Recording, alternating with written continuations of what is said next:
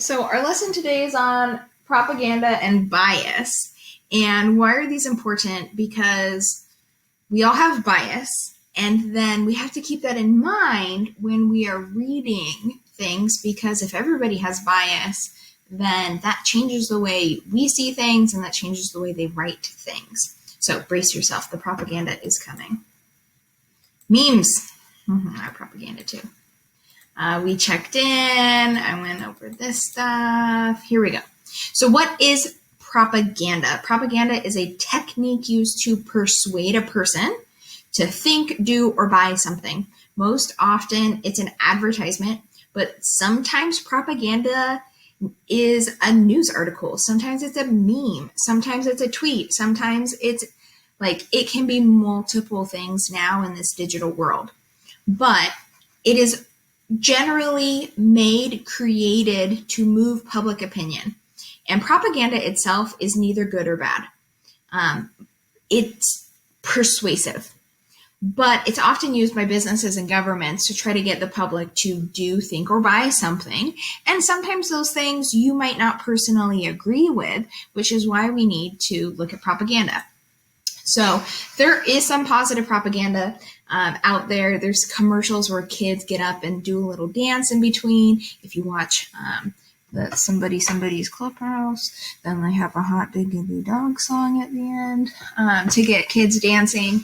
Depending on your beliefs about involvement in war, military uses lots of ads and propaganda to encourage people to enlist.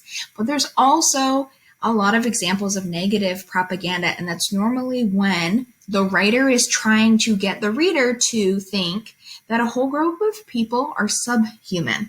This is when they vilify a group of people, and these are actual pieces of propaganda from history and World War II, where the artist and the writer are trying to make the person seem less human, so it's harder to empathize with them. This is everywhere, and it's a bit complex, but that's why we're just kind of talking about the surface level of it.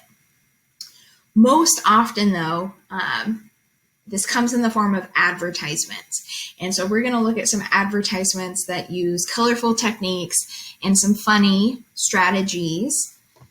But it's not always, as you know, ads are not always correct. Sometimes they're partly correct. They focus on the benefits of the product without spending a lot of time telling you about the drawbacks. So it is your job as a reader, as a customer, as a consumer in a capitalist society to decide if we accept the statements that we are reading in an advertisement. We have to evaluate those. Otherwise, you're going to be pulled here and there by the writers. So let's think about it like this. How well do you know some of these slogans, like just do it, or these images? Because propaganda is everywhere. Propaganda is really just another form of advertisement, and advertisement is everywhere. Grandson and granddad will bond. Remember, the purpose of propaganda is to get you to think or do or buy something. So here's some examples of people who want you to buy stuff.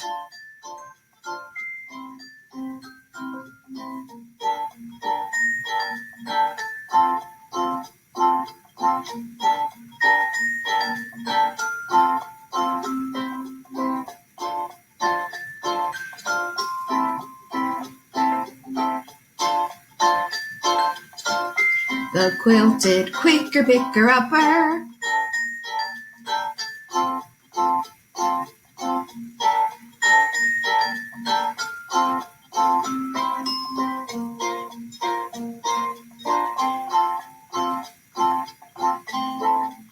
Don't be evil. Yeah, I think they've changed their ad.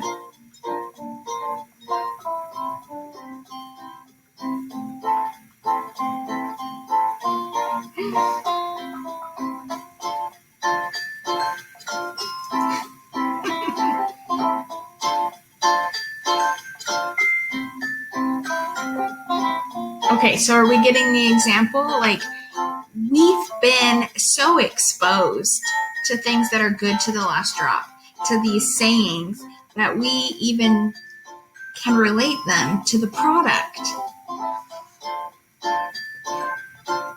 And then this good old slogan, just do it. Okay, I think we get the gist of that. So how do companies make it so that we have their stuff memorized? Like, how is it that we know all of this information without realizing that we've been exposed to all of this information? They use very specific techniques that have been proven to be very effective when persuading people.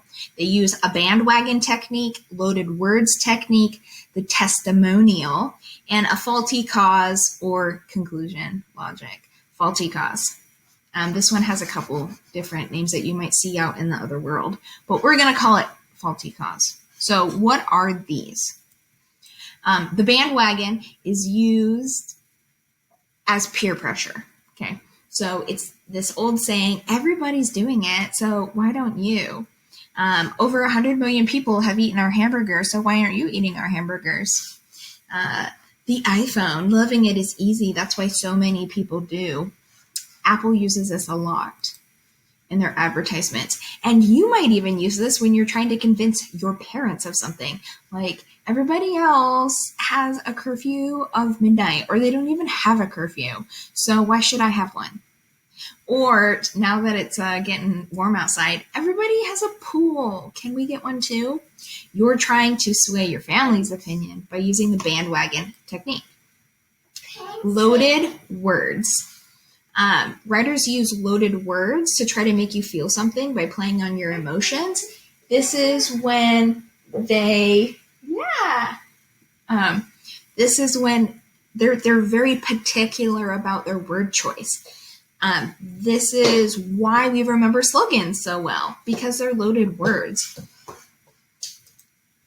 Here's another one. Let's see if you can pick it out in this advertisement. Do you do the same boring humdrum thing each day? Aren't you getting tired? Add some dazzle and excitement at Wild Rides amusement park. Yeah, you see yourself? So what do we have? We have loaded words like boring and humdrum, and then they contrast them with dazzling and excitement. So like, your life sucks. You should go to Wild Rides. Small. Yeah, is that a small moment? The testimonial. This is when they use professional athletes and celebrities. So this is celebrity endorsements. Also, experts. So we look up to celebrities in Western society, and advertisers use that to help them sell their products. Like Shaq. Shaq sells a lot of stuff. Like Icy Hot. This one can be, I think, the funniest one. Like you. It's a faulty cause. So this is when the company exaggerates what's going to happen. They exaggerate how good your life is going to be if you buy their product. Axe is a really good example of this. And this one, like, you can cheat death by drinking pomegranate juice. Like, are you serious? You cannot, like, you're not going to become immortal by drinking pomegranate juice. Sometimes you're like, you can't say that. But this is when they just want you to focus on the positives. Okay, so recap one more time. What are these techniques? We've got bandwagon. It's like peer pressure. Loaded words. Like awesome, reliable, emotional response. Testimonials, that's celebrity or expert endorsement. And faulty cause. It exaggerates the good. So here's where some extra credit comes in, and let's test how well can you recognize this. So this is like your pre-test practice.